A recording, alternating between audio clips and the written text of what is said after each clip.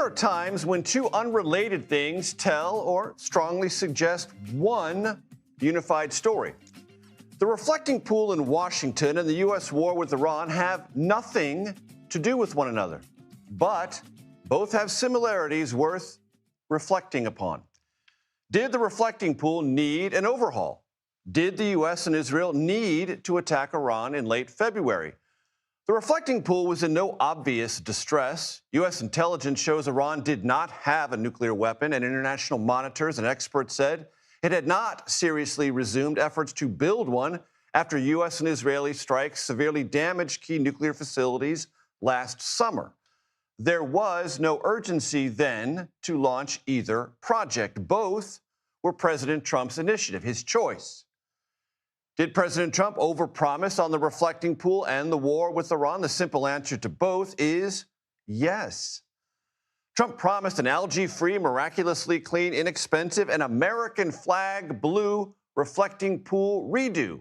What he and the country now have is an algae-clumped mess, greenish and cluttered with workers vacuuming bioslime and generators pumping furiously to fight the microbes. Oh, yes, and two no-bid contracts much more expensive than the original cost projections. Beneath the algae, the blue sealer coat is already in some parts detaching. Experts on Reddit, and yes, I did kind of a Reddit rabbit hole on this, say the cause is almost certainly poor prep work and a rushed refilling of the pool. When the war began with Iran, Trump said the goal was Iran's surrender. He told Iranians under the bloody thumb of its theocratic regime that, quote, help is on the way. Iran has not surrendered. No U.S. help ever came for Iranian civilians. Talk to end Iran's pursuit of a nuclear weapon are now so tenuous that talks to start those talks, scheduled to begin today in Switzerland, have been postponed. This is not a commentary on intentions or capabilities. The intentions may have been valid. The capabilities may certainly have been sufficient. It's about decision made once things were set in motion and when problems arose. Trump rushed a reflecting pool redo in his image to be ready for the 200th anniversary of America, a celebration he has made abundantly clear must be in his image and on his terms. Now there's scurrying to fix what's gone wrong. The war with Iran was launched to drive a perceived weak Iran over the cliff and remake the entire region, possibly with Iran's death to America and death to Israel cadre of leaders gone for good.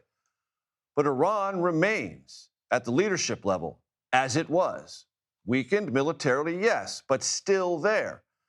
Now Trump says he sees no limits on his power and Israel must do as he says. Lots of promises, lots of boasting.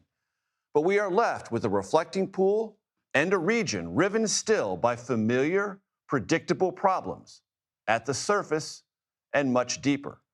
One of the biggest problems with the Iran war, Lebanon, and Israel and Hezbollah's continued fighting. This poses a genuine threat not just to the ceasefire, but interestingly to the state of U.S. and Israeli relations, which suddenly look as murky as the reflecting pool here in Washington. For more on Lebanon, we turn to Imtiaz Tyab in Tel Aviv. Imtiaz, take it away. Well, Major, I got to say, you had me gripped at your monologue there. I mean, the parallels that you're drawing, and it really begs the question as to what we're seeing here in Lebanon. It is, in short, and this is not a scientific term, but a mess. And some would have argued a very predictable mess. Now, what we have right now in Lebanon is a ceasefire. It came out of nowhere, I'll be honest with you. When it was announced, we were all caught off guard by it. If anything, we thought the fighting in southern Lebanon was only going to intensify far more than what we saw overnight when Israel targeted 150 separate sites in southern Lebanon. We understand that 18 people were killed in Lebanon, according to the Ministry of Health there. And we also understand that 4 Israeli soldiers were killed. We had a statement from the Israeli Prime Minister saying that the fighting would continue. And now we have this ceasefire. How did this ceasefire come into place? Well, I think we only have to look at 1600 Pennsylvania Avenue and the president himself, no doubt putting a lot of pressure on Israel. We've had those extraordinary statements, not just from him, but also from the Vice President, J.D. Vance, criticizing Israel in ways that we very rarely ever hear from a U.S. president. And so now we have this ceasefire, but it is a very brittle one. Major. Imtiaz, I want to have our control room bring up a graphic that sort of summarizes what's happened in Lebanon and what Iran requires, that it says it must have a ceasefire or talks with the U.S. won't continue. But I want to bring the audience's attention to these numbers you see.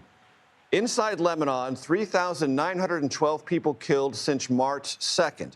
Inside Israel, 32 soldiers, 4 civilians killed.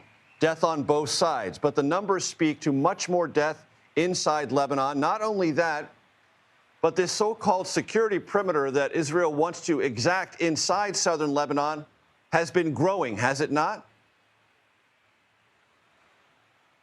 Oh, it has. In fact, Israel just tonight releasing a number of maps pointing out to what it describes as this buffer zone. Now, to give you a sense of it, if we were looking at it, it is about 6.2 miles wide, which stretches north from its internationally recognized border with Lebanon deep into Lebanese territory, as far as the city of Nabatea. Nabatea is probably the largest city in southern Lebanon. It is the commercial hub there, and many people also see it as a Hezbollah stronghold. And really, this has been a place of conflict going back all the way to 1978. We've seen round and round of violence there. Now, this ceasefire is in place, but what does it actually look like?